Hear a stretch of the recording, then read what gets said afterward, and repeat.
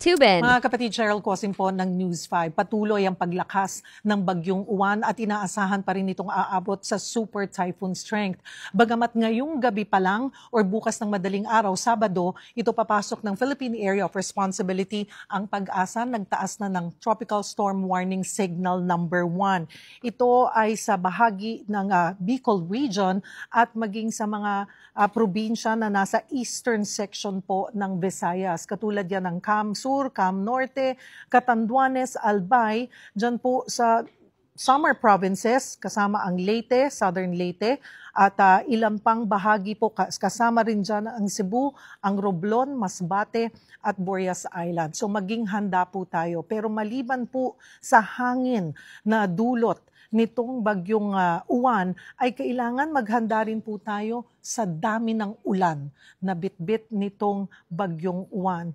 Kung makikita po natin dito sa pinost po ng Pag-asa, yung mga red spots po na yan, ay sinasabing magdudulot dyan o makakaranas ng more than 200 millimeters of rainfall. Kasama po dyan ang Cagayan, ang Ilocos Norte, Apayao, Abra, Kalinga, ang Isabela, Ifugao, Quirino, Aurora, Nueva Ecija, Pangasinan, Nueva Vizcaya, Benguet, La Union, Ilocos Sur at Mountain Provinces, maging ang Abra.